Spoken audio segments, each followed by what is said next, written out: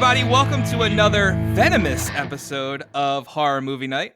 This week we are continuing our conversation about Snakes on a Plane, which you may recall was picked by Gelsey. Gelsey, I gotta ask, why the hell did you pick this again? Because it's the greatest film known to the humankind. Look, I'm a fan of an underdog kind of a movie. I like when everyone's going to be like, that's going to be shit. And then you watch it and you're like, I was kind of wrong. That was kind of a good time. I think my biggest problem with Snakes on the Plane is how much build it had at the time. I remember, I feel like this is one of the first viral movies that went viral as we were leading up to it being released. And I'm not gonna lie, it took me 3 days to watch this. Not because I was put off by it. There was so much going on that I tried to squeeze it in as I could. For a movie called Snakes on a Plane, I expected just a little bit more. There were definitely some snakes on the plane, but there was a lot of snakes on the plane. There was a lot of snakes on that damn plane. But I was hoping that it was turned up to 11, just a little bit more. I don't know, when the oxygen masks release and just snakes release, that's kind of an 11 for me. Now every time I'm on a plane, I think of that and I always check the toilet. I think I checked the toilet even before I saw this. Chris, me too. What are your feelings? What are your feelings on Snakes on a Plane? I think this was a genius idea for a movie. Just from the title of the movie alone, I was interested. Then I found out that Samuel L. Jackson was the star of it. And I'm like, all right, I'm in. And then, of course, I mean, I can't believe we're going to talk about this already. But the quote, you knew that the quote was going to sell the entire world. Enough is enough. I have had it with these motherfucking snakes on this motherfucking plane. And the whole world, it was the greatest line to sell this movie. At that point, everybody's laughing. And I don't know. I thought it was genius on every level of marketing. And I didn't know that there was shit talking on this before it came out. And if there was, Gelsey and Dylan, I want to bring up another movie that people were talking a lot of shit on before it came out. A little movie called Titanic. So, I knew you were going to say Titanic. Damn it, I knew it. I was like, it's going to fucking say Titanic. I am going to go right for it, and I am going to compare Snakes on a Plane to Titanic right off the start here, because apparently both movies, people had these expectations that it was going to be a giant failure, and I don't know. Neither movies seem like failures to me. They both seem like classics. I kind of wish Samuel would be in Titanic now and be like, I'm sick of these motherfucking icebergs. Yeah. That needs to be made. He could have definitely taken over the Billy Zane role. I love Billy Zane in Titanic, but I think Samuel Jackson would have been awesome in it. I like Billy Zane in an ironic way in Titanic. That's the version of Billy Zane that I like in there. Snakes on a Plane, I feel like I remember there being a lot of hype for it, not necessarily negative. There was. It was everywhere you turned, you saw a poster, just kind of on the construction walls of New York. It was the 20 in a row kind of thing, but it was what is this? Mm-hmm. And speaking of the cast, we got to talk about the cast of this movie a little bit, because I feel like it's a little bit of an all-star cast in a very strange way. Of course, we got Sam Jackson. In the pilot role, we got David Koechner, who you may know as Todd Packer from The Office, playing the exact same type of character as he tends to play, which is a total creep. Yes, for sure. We've got Puka Shell, Nathan Phillips. Who is that guy? I didn't know that guy. Dude, I have no idea. I pulled this up and I was like, who is this? I mean, I was waiting to see a lot more younger folks who have now turned into stars, and I saw this guy, and I don't know what else he has done. Yeah. At all. Yeah, and I kind of wonder what he's done in the movie the whole time, but we'll get to that, because he's kind of... He disappears for a little bit, and we'll definitely get there. He's kind of pointless in the movie, too. But, we got the fabulous Kenan Thompson. Marathon Saturday Night Live cast member. Yeah, for Kenan sure. Thompson. His career is... Saving the day. Yeah, for sure. Yeah, we'll get to that. Hey, and I can't believe, another thing we'll get to, how they didn't take advantage of the fact they had Tim Riggins, who you may know as Taylor Kitsch in this movie, And he was one of the first 2 people killed. How are you going to kill Riggins that quick? Holy shit, that was him. I had no idea. You didn't know that was Tim Riggins? Taylor Kitsch. Yeah. Sometimes I feel like movies, though, they will do this thing, which is what I would do if I had a movie, where you bring on some bigger names and you're like, people are going to think because they're a bigger name, they're going to survive. And so it's that shock value of like, let's kill them right away. Like, did y'all see The Hunt? Yes. Yes. Like, and that was it Emma Roberts and someone else, like all these big people, and I was like, oh, they're in it. And like the first 2 minutes, they killed them, and I was like, wait, what? Made me keep watching. Right. It definitely catches you off guard. Now, the setup for snakes on a plane is insane. It's absolutely insane. We start off in Hawaii, and right now there's a mob boss or a gang boss by the name of Eddie Kim. And he has a prosecutor strung up on a tree. And basically, we have no idea where this is going. And Puka Shell Sean, which is how I'm going to refer to him from here on out. Because basically, the only description I find of him is dirt bike rider and surfer Sean. And that's all I know about him. Kyle. He stumbles upon this scene and basically becomes the star witness in the upcoming trial for Eddie Kim. And Eddie Kim is trying his best to kill Puka Sean. We get to the plane and we see snakes being loaded onto said plane, foreshadowing that this is going to happen. And basically, this is Eddie Kim's attempt to kill Sean, which I think it's even brought up in the movie. But what an insane way to try to assassinate somebody. Like, aren't there pills you could just like roofie him, but like death roofie? I'm calling it death roofie now. I thought it was pretty genius. I thought that the character, the FBI agent played by Sam Jackson, and Puka Shell Kyle, or whatever his name is, We'll go Kyle. They were supposed to be taking this commercial flight to cover up the fake flight that they thought that Eddie Kim's people might think they're on. But they did a kind of bad job of... They did an awful job. Yeah. I mean, at one point, they're like, they think we're on that plane, but we're going to be on this plane. And the entire time, they're like, nah, bro, they're on this plane. Yeah, they did a very... Put the stakes on that one. Fuck that plane. Yeah, but anyway, the setup is here. We know what's going on. There's snakes on this plane. And I got to ask both of you, now we're setting up the characters. We're learning their personalities. They're very stereotype personalities of all these people on the plane. You got the rapper. You got the shoeless heavy woman. you got the complete asshole. You got the woman with a dog in her purse. You got all these different characters. Who are you rooting for to get snaked first? Dog in the bag. Dog in bag. Whoa. What? I know. Oh my God. Explain why. No, not the actual dog. The woman with the dog in the bag. Oh, okay. I thought not you the were dog like, did nothing. Oh my God. Dog. I was like, damn, we are taking a stand 8 minutes in. Fuck that get dog. Out of the bag, dog. Walk. You're a dog. I will say, as soon as they showed that dog in the bag, it has been a while since I've seen this. Probably the last time I watched this was when it first hit DVD.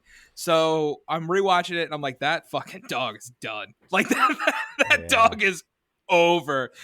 Same with the British asshole, which is probably my go-to. Like that guy. Fuck that guy. Yeah, British asshole. At first I was like, okay, he's gonna be first one to go, but then obviously we had to build him up for the most brutal snake death possible, which, eventually happened, and it involved the dog in bag. But who I was rooting for, who ended up just being a tertiary character, and I'm sure she eventually got eaten by a snake. I didn't really see her pop up again. But there was a woman who, when the snakes first started making their way and people didn't really know yet, there was a shoeless woman on the plane. Like, who has bare feet on a plane? I was rooting for the snake.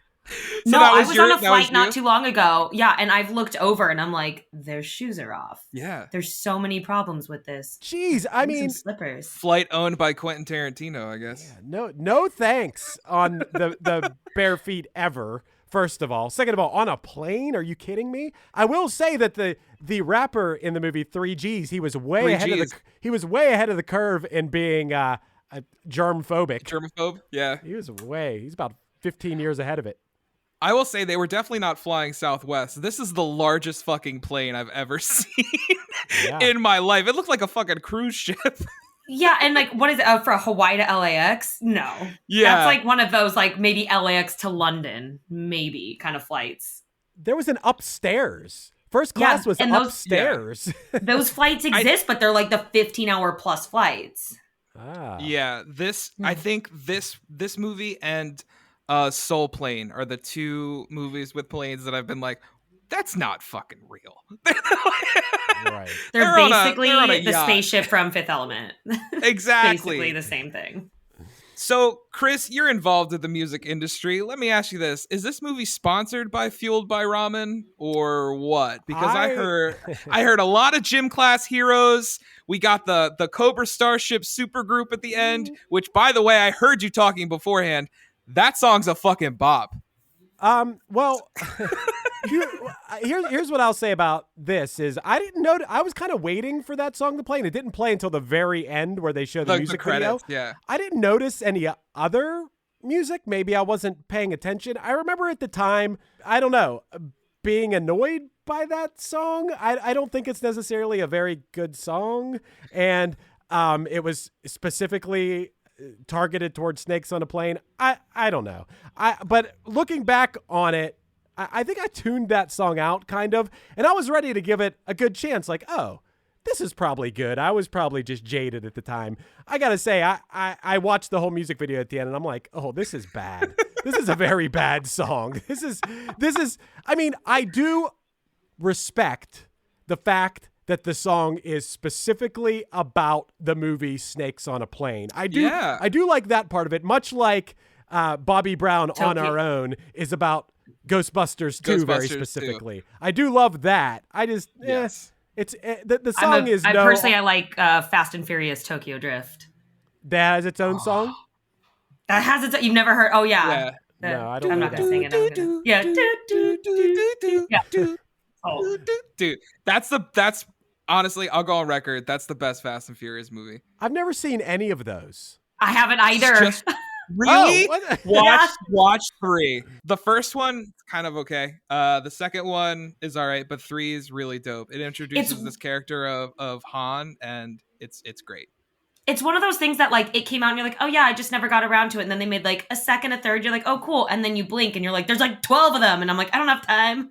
Yeah, I think they did eventually hit space in this last one. Wow. I'm pretty sure they actually did go like to drift space. and rocket ships. Those movies used to be about street racing, everyone. Yeah. I think my biggest disappointment with Cobra Starship is the fact that like that first video had Gabe from Midtown, the one dude from the Academy is Travi from Gym Class Heroes. I thought that was Cobra Starship. And then when I discovered like the album and realized it was just Gabe, I was kind of annoyed. For an entire band to come together based around a B movie and actually have decent staying power because they had more hits. Yeah, what does this have to do with the movie? We got to get Cobra back to the Starship, movie. bro. It's the whole thing's about the movie, dude. The band's name is Cobra Starship.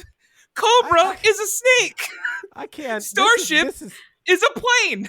I'm so prepared to talk about this movie and not talk about some side project I'm prepared to just not talk about this movie. Can we talk about how they sprayed the plane? Or like to make sure just to make sure the snakes are really agitated. Like, I don't think that would actually be necessary. I think the snakes would be like, we paid for a coach ticket and these flights are getting worse. And they didn't even give us like free wine and you had to pay for peanuts. Like the snakes are probably pissed just from, they know that first class is upstairs and they're not getting jack shit. Yeah.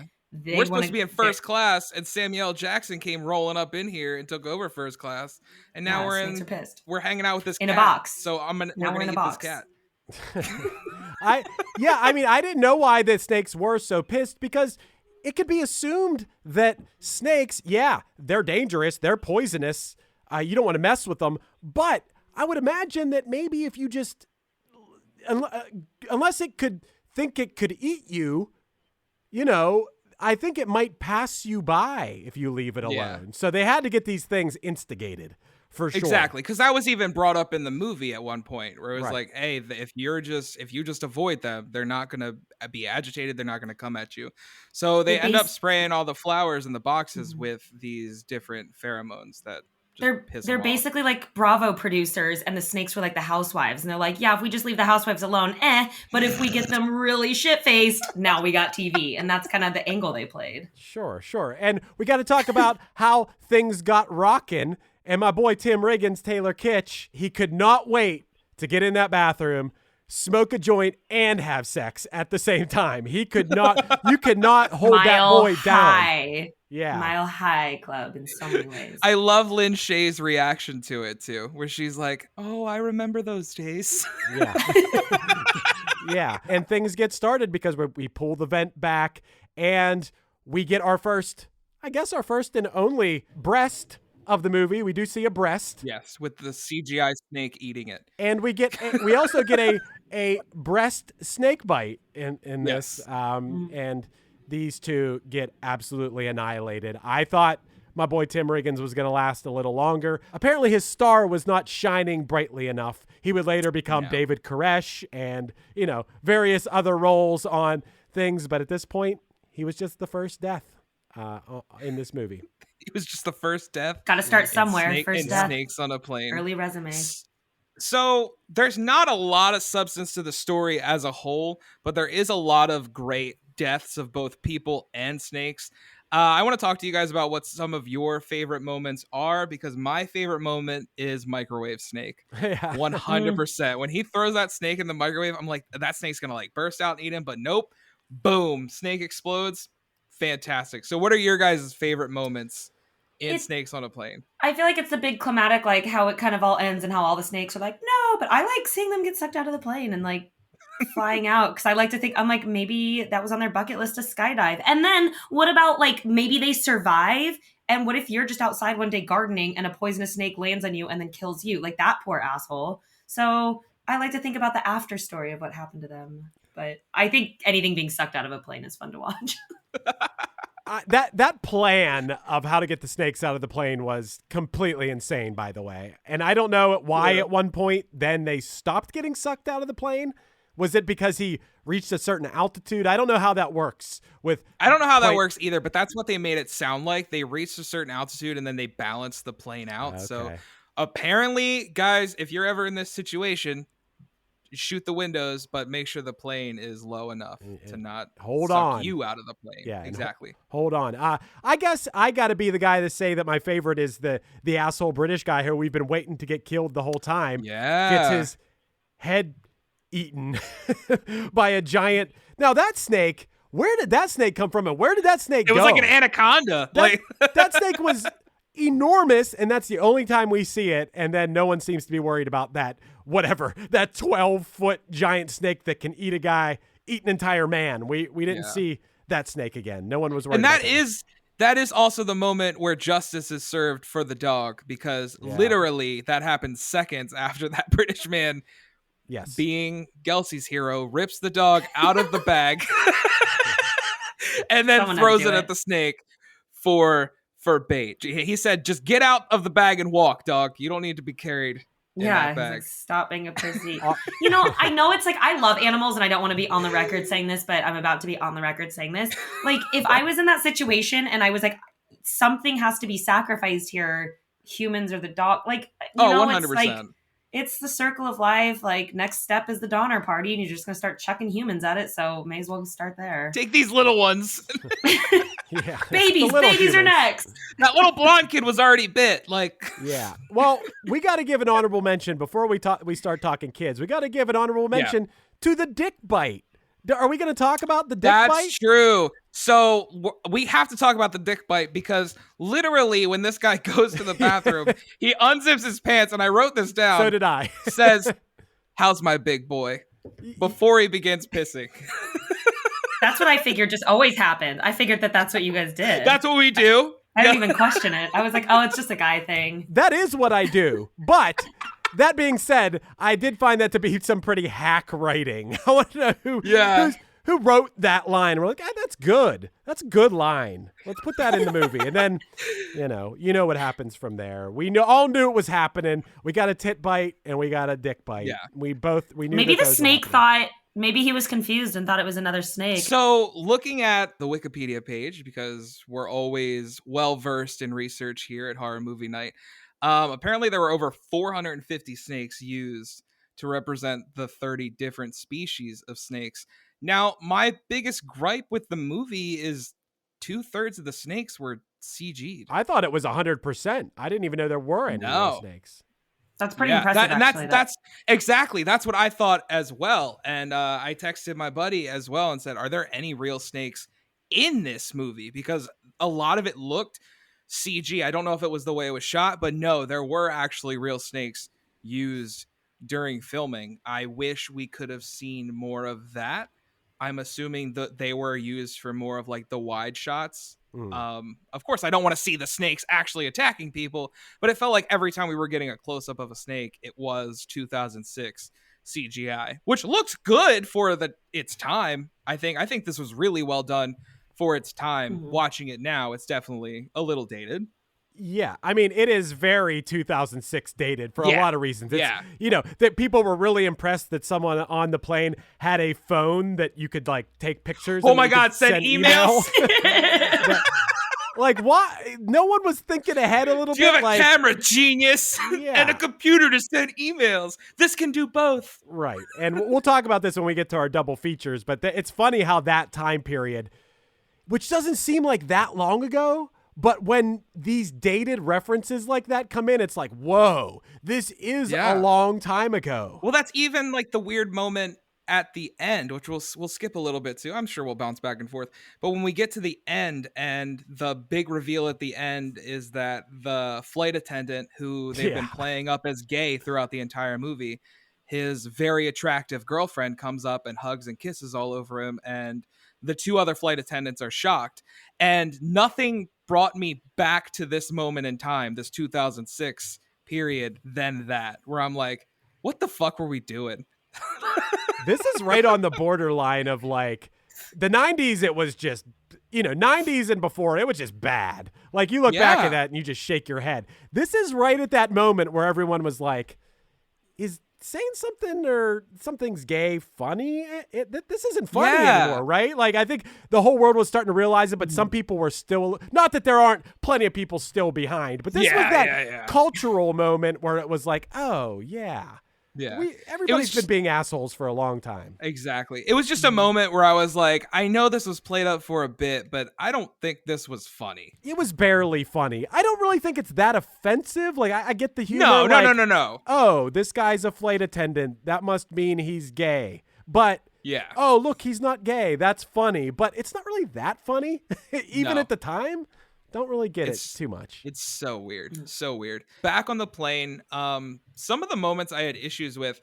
Number one, if you have David Koechner, Captain Rick. Mm-hmm. If you have Captain Rick, okay, and he's bit, and he's like, you know what? I can still fly this plane. He's bit by a venomous snake. Why are we leaving him in the cockpit by himself? Well, the better question, Dylan, is apparently you can save somebody on this plane with a little bit of like club soda and like a razor blade. Nobody's doing that for the guy flying the plane. No. We're just doing that for the kid because we couldn't possibly kill a kid in this movie or a baby. That would, that's a question I had to ask both of you. Is this a horror movie? This, if this was Hereditary, we're going to annihilate some kids and babies. That was my big thing, is going into Snakes on a Plane and the amount it was built up as it's going to be this like wacky and crazy movie. I did expect a moment where instead of him throwing the dog, he does just chuck the little blonde kid towards the snakes. I'm not saying it would make it good, but I feel like it would live up to its hype almost. I expected this to be crazier than it was based on that hype when I originally I think technically it's considered an action film. Yeah. Right. Technically, yeah. So that's where a difference, it's like if it was more that like zany horror film, they would Yeah. have chucked children. Action movie night. Imagine what a fucked up horror director would have done with this same exact concept. Yeah. Imagine making this movie realistic. That would actually, I would love that movie. A realistic Snakes on a Plane? That would be pretty badass, I think, if the right person did this. I'm going to say everybody dies. I'm skipping ahead a little bit because like this is the perfect segue for it and talking about a movie you could watch along with this. Were you guys aware that 3 days before this came out, there was an Asylum release called Snakes on a Train? What? No. What? Yes. No. So Asylum, the movie company, usually releases movies. I'm not sure they do it so much anymore, but they usually release movies that are similarly titled and have a similar plot to movies that are in theaters. And 3 days before Snakes on a Plane came out, Snakes on a Train came out. Now I've never seen this, but I'm recommending this based off of this description. It says, although taking the same basic idea from Snakes on a Plane, meaning many deadly snakes loose on a claustrophobic high-speed means of transportation, the background story of how the snakes end up on the train differs a little bit. And here we go. In the film, a woman has been put under a Mayan curse, which causes snake eggs to hatch inside her belly and eat their way out. Wow. So I think the movie that we're describing, Chris, where a horror director gets hold of this plot, I think it's Snakes on a Train. Snakes on a Train.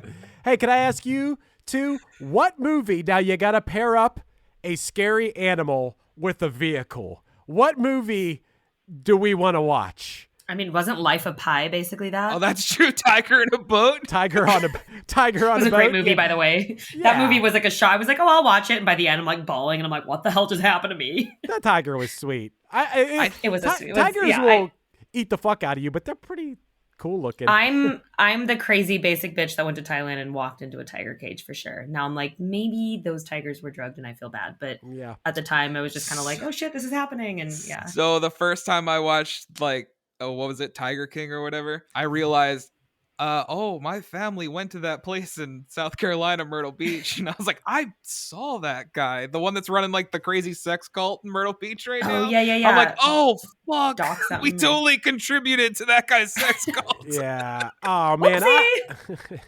I hate us for making Tiger King and the associated people famous. Yes. I really hate us agree. as a people for doing that, because the whole time I'm watching this and, I put it on too. And then I'm watching it. I'm like, oh, wait a second. These people are animal abusers and we're laughing about it. And we're laughing at their wacky personalities. These are terrible people that are abusing animals and we made them famous. So, and that's the thing. It's like the real victims there were the tigers. Yeah. And they're like, this person's arm got bit off and then he died. And like, yeah, it sucks for them. But like, nah, it was the tigers. Yeah. And let's put this lady on Dancing with the Stars now. This terrible human. That's my big issue. Like, I totally understand like what the original documentarians were doing, like making the first one and watching the first one. I'm like, okay, we should build from this and actually do something about it instead of, nope, we're making Tiger King 2. We're putting Carol Baskin on Dancing with the Stars, as you said, Chris. We're making a mock series, an actual series based on it. And I'm like, which I do love the actors in that series, but still, I do too. And I can't do it. I can't do it. I know. The guy from Shrill. The guy from Shrill plays him, right? Yeah. I like that guy. He created Hedwig and the Angry Inch, which is like my favorite. Really? So good. I can't watch it. Mm-mm. I'm sorry. I think it's a mixture of I don't feel right supporting it, but also I'm so overblown with it. Like, I'm so tired. That's the thing. It's kind of boring these now. Damn people. Well, what? And they're going to make a series of like everything we already watched. We like watched the documentary of it really happening. Exactly. They're like, now here's actors replaying exactly what you just watched. Yeah. It's like, okay, I'm bored. I think that was at one point Trey Parker and Matt Stone said, we're done bringing up the president on South Park because the reality is much more hilarious than anything we could actually write. Yeah. So I think that's similar to the Tiger King situation where it's like, how do you make this crazier than it actually was? You really can't. Right. Yeah. It's like Alec Baldwin doing a Trump impression. That was the least funny thing I've ever seen in my life for like years. He was terrible at it and it wasn't funny because the real thing was crazier than the parody. So how is that ever going to... That's not funny. Yeah. At least the guy who does the impression now is good at it. the new guy. That guy's actually amazing at it. A couple other things about this movie I want to talk about. One, Yeah. I don't have like a real fancy setup in my house. I just have like, a nice Samsung TV and a sound bar. Yeah. And I had it turned up, movie style. It's movie night, me watching Snakes on a Plane with my cats. And the score, whatever you call it, the sound effects in the movie, they were shaking the floor. I was actually impressed for a movie from 2006, the way it used my sound bar. I thought that was really good. I also want to talk about these scenes where the scene where all hell broke loose. The oxygen masks fall down, snakes are everywhere. It's my favorite. Yeah. Yeah, but it kind of reminded me of like a Game of Thrones moment where I'm just wondering, like, how is not everybody getting bitten and killed? That's like in the war scenes in Game of Thrones. I'm like, how is anyone surviving this? And apparently only... You just go like that. Just wail your arms around and you could get the Well, snake that's out the of your thing. way. If this was real, all of those people fucking dead. Yeah. Yeah. All of them. Yeah. All of them dead. I mean, if Eddie Kim got the most venomous snakes in the world, that kid is not making it to LA. Like, that kid got bit. Like, because you watch the end where they bring in the snake handler and he got bit by whatever venomous snake he had. And he's like, I've got 7 minutes to live. Right. Well, why didn't we just load up the plane with all of those snakes? That gives people 7 minutes to live, because we're about an hour from LA right now. Right. Wouldn't the snakes though just kind of like I know that they sprayed whatever and so they're like, man, we're pissed. Like that's their evil snakes. But like for the most part, they would just kind of coil up and just be like in the corner, even though they're poisonous.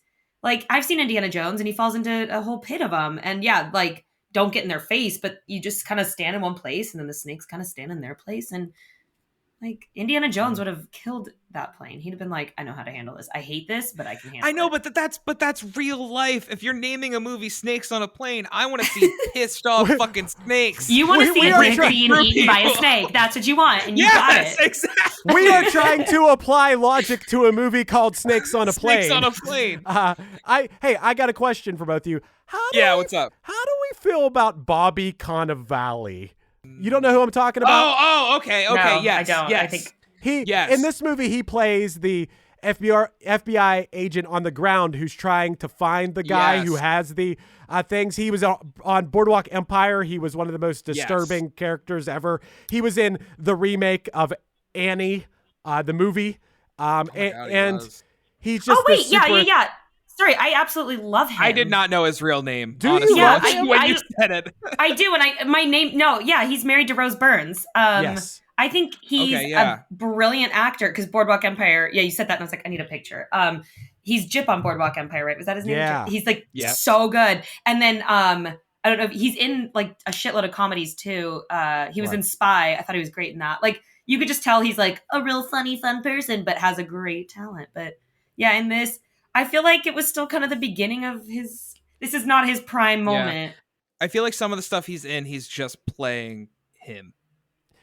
Well, that's what I'm saying. That's kind of what I see. He seems like a giant asshole in everything. I mean, Jip. He would be a good Billy Zane Titanic. Oh, he would.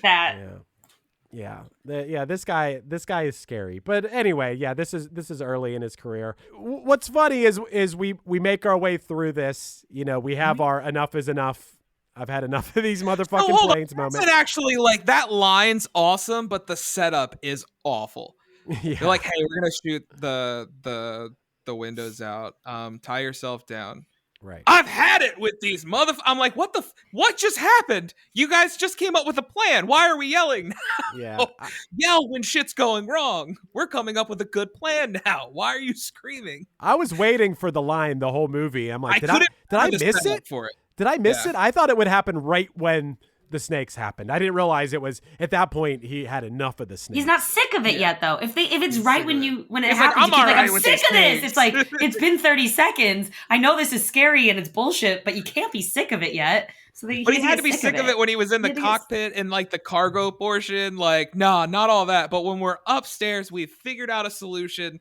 Now I'm gonna scream about it. That was his threshold. He had a pretty big Snakes on a Plane threshold, and that was just his breaking moment. Like you never know when you're gonna snap, and he snapped. I'm looking forward to the realistic remake of this movie, the disturbing remake. I don't know what horror movie who would do a good job with the realistic version of this. I feel like this would have to be. I feel like South Korea has been doing a really great job with the horror movies. So I think that, this movie couldn't be made here. I don't know. No. If it was made, if it was like, if you could take it two ways. You could go that route, or you could go the A24 route, and maybe the snakes were just in people's minds. Maybe they were psychological snakes the whole time. That's what you thought. I thought Ari Aster would do a good job, but then I'm like, wait, how would he do this? That's exactly what he would do. It would be like brutal gore the entire time, and then the plane lands and people just walk off, and it's just this one dude that's like, fucking snakes! And there was no snakes the entire time. Speaking of the ending, can we talk about the ending? Yes, Kenan Thompson. So he's playing a PSP the entire time, and basically it's hinted at that he's a good pilot, because at the end, Samuel L. Jackson's like, we need somebody to fly this motherfucking plane that's got these motherfucking snakes on it. So he goes out, and 3Gs is like, my boy can do it. And his boy's Kenan Thompson. I don't remember his character's name. And he's like, all right, yeah, I can do this. He goes in the cockpit, starts flying, and it's revealed that he does have 2,000 hours of flight experience, but it's Flight Simulator on the PlayStation 2. Yeah, just because I play like Mario Kart does not mean I'm ready for like the Formula One. Right. That's my thought. But it works out, and what we get, it does work out. What we get that false like last moment when you think everything's gonna be okay, and we find out, and Samuel Jackson blasts the snake off of your boy Puka Shell Kyle's chest. Shell Kyle. Yeah. He was wearing a bulletproof vest, so he's all right. And then what we get is the happiest ending I've ever seen to a movie. Them surfing. Yeah. Oh my God. I was like, maybe I do like this movie. I think the movie should have ended with Samuel Jackson actually shooting that guy in the chest. Dude. Because I would have been like, all right, this is the greatest movie ever made. Because that was out of nowhere. Well, no, what I thought, and I was waiting for it, actually. I'm like, no, they're not going to do it, are they? I was waiting. He killed him? I was waiting for them to be surfing, and then a shark comes along. Which would have been the greatest ending ever. You just survived 1,000 snakes on a plane, and you go surfing, and here comes the shark, takes him out. End of movies. Roll the stupid Cobra Starship song, and then I think that would have made this. I don't know. I would have at least been able to make this a little bit of a horror movie. Yeah, this doesn't really count as. I would have been movie. For it. Yeah. Honestly, there was a moment where when he does shoot Sean in the chest, I was hoping that like it was revealed that Samuel Jackson's been working with Eddie Kim this whole time, and he was just waiting for that particular moment to do something. I don't know. I thought that would have been kind of cool, but it does end on a happy note, and then we get the great Cobra Starship. Yeah, but before that, I have to ask you guys, what do Sam Jackson and Juliana Margulies hook up or not? That was so fucking stupid. I hated that. I absolutely hated that. When they hug in the cargo portion, I'm like, he's gonna kiss her. This is stupid. There's no chemistry there whatsoever. No. There's no hinting at a romance except for that. And then they get off the plane. He's like, oh, I think I owe you a dinner. I'll take you up on that. And I'm like, this is dumb. I think it's kind of like that early 2000 shit. But they went through a traumatic experience together, and sometimes that bonds people. I felt I don't know. I'm trying to make it psychologically work. I agree. There like was nothing there. Such a force, like early 2000s. We've got a lead woman. We've got a lead male. We need to have them get together. Well, what about Kyle? Is that his name in the movie? Kyle? It's Sean. Oh, Sean. Puka Sean. Puka Sean. And blonde flight attendant are perfect together. Puka Sean and blonde flight attendant, aka the girl from the Limp Bizkit Nookie music video. Oh my God, that's awesome. Yep, that's who That would is. have been a great credit song. Yeah. See, that would have been a little bit better, I think. That's Snakes on a Plane, right? That's Snakes on a Plane. Yeah, that is Snakes on a Plane. I guess. Thank you, Gelsey, for this pick. You're Gelsey, welcome. You guys know you loved it. You know you loved it. I didn't mind it. I've seen. I didn't mind it, honestly. I just like playing devil's advocate. I've seen way worse, especially 100% especially worse. if we're talking. Well, I know this isn't technically a horror movie, but if we're talking horror movies, I've seen. This is better than 99% of them. Here's the question. Maybe we'll start with Gelsey. What's your double feature with this movie? I got it. It is 1999 Lake Placid. Oh, okay. We're gonna go with like a reptiles gonna eat people theme. All right. I like that. Mm-hmm. That's a good choice. I'm going to stick with that theme and go with 97's Anaconda. Okay. Yeah. All right. I'm going to go on a real, a completely different route here. My double feature with this movie is I Love You, Man. It is similar in so many ways. It is an all-star cast of people who became more famous after the fact. It has very dated references, like Paul Rudd has like an iPhone 1 in it, and you're just like, oh man, this is so dated. Like so many things about this movie just seem to match up with that. And it's, we didn't really mention this, but this movie's kind of a comedy too. It's probably an action. It's not comedy. a great comedy, but it definitely attempts to be funny. Campy action, I think. Yeah, we'll go with that. Yeah, they were trying. How about what did you guys watch, read, or listen to this week? Anything interesting? Currently, I'm reading a book called Between Two Fires.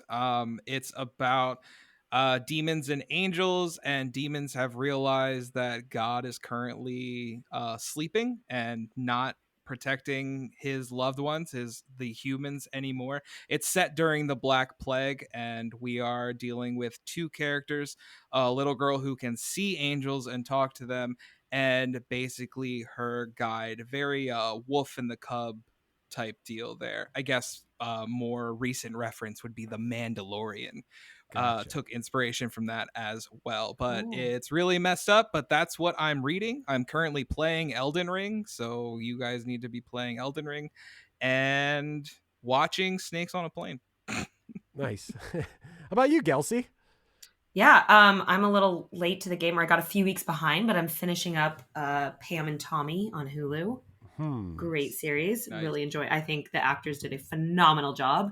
Yeah. And you get, last night I was like almost over and I was like, damn, I feel like awful for Pam Anderson. And I think when we saw it unfold real time in the 90s, you're like, oh gosh, she's got huge tits and the Playboy girl and like she has a sex tape, but I think it was really awesome for them to bring their side of it forward. And you're like, oh my God, they are complete victims. And this is the worst thing that could happen to somebody. Well, it's nice that we're seeing stuff like that. I think it's very similar to when the Britney Spears documentary came out last year, where we're seeing that side of it and how awful people were to her during that time, during the early 2000s and the late 90s. So yeah, that I was really crazy enjoy to see. seeing this side of it. Yeah, it is good that we're kind of like getting. I do love Britney, but man, her Instagram lately. I'm like, girl, you're on one. She's like, here are my tits, and it's great. Live your free life, Britney. Live your free life. Yeah, that's kind of what I'm watching. I'm always watching different movies, throwing back, Snakes on a Plane. I'm listening to this new podcast that I found called Before My Time. That's a good one. I've heard that one. Yeah, it is a good one. Yeah, and they talk about things that happened before our time that is fun to talk about, be it pop culture, history, literature. So you should check it out. I just listened to the episode of that one about Singing in the Rain. That was a good one. And you actually racked my brain a little bit. I didn't know you were going to bring up podcasts we were listening to as well. I know it's the middle of March, but some of these days feel like cold winters. Christmas 365. Those guys talk about Christmas 365 days a year, but I promise you that they get off topic more than once. So you do not need to just be a Christmas fan to listen to them. Great folks over there. What about you, Chris? I'm subscribed to that one too. I have been pretty busy. I do enjoy TV, especially when it's time to relax at night. I love HBO. And the most recent thing I watched is I've finished this season of Euphoria. Pretty controversial, strange, weird show. I don't know how I feel about certain aspects of it. I think it's an artistic masterpiece in certain ways, but then in other ways, I feel like it is pretty icky in certain ways. I can't watch it. Yeah, it makes me depressed. It doesn't make me depressed. It just I like it. I just think there are some things about it that are pretty unnecessary. I feel like if Euphoria would have came out around my like Harmony Korine is the greatest creator of all time and Kids was an amazing movie. I feel like if Euphoria came out around that time of my life when I was into watching like the dark and gritty stuff, I would 100% enjoy it. But I feel like I can't do it anymore. I know there's definitely value in the show. It's just not right now, man. Well, the value in the show, I will say first and foremost, is Zendaya is like the greatest actress, and she will go down as like, she'll win every award over the course of our lifetimes, and she's incredible, as is a lot of the cast. And the writing is good but questionable, and the cinematography is amazing, beautiful. It's like a real work of art. So yeah, I enjoy that. And you only because you brought him up, Dylan, I would highly recommend everybody go watch Harmony Korine's appearances on David Letterman from like the 90s, because it is absolutely amazing. He ended up getting banned after the third time he was on, but it'll blow your mind. Just go YouTube Harmony Korine on David Letterman and you won't believe what you're seeing. And otherwise, I've been listening to a podcast called One Hit Thunder, where the hosts and a special guest dive in to a one-hit wonder from the past and decide if the song brought the one-hit thunder or was nothing more than a one-hit blunder. Ooh, I absolutely love that. My favorite episode was Real Big Fish's Sellout. Absolutely dig that song and that episode. I'll have to check that one out. Love that song. I don't know. Yeah, I've definitely listened to that podcast. It's awesome. There's an awesome episode on the Archie Sugar Sugar, one of my personal favorite songs. So crazy. I'll have to check that one out too. For sure. Well, those were our recommends, guys. Thank you for joining us for this one-off of Action Movie Night, Snakes on a Plane. We will be back next week and we will see you then.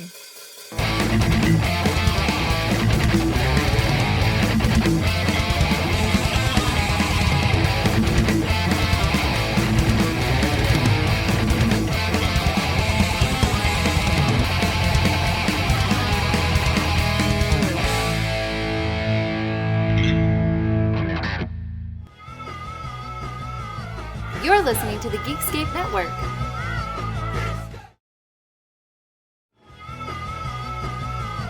You're listening to the Geekscape Network.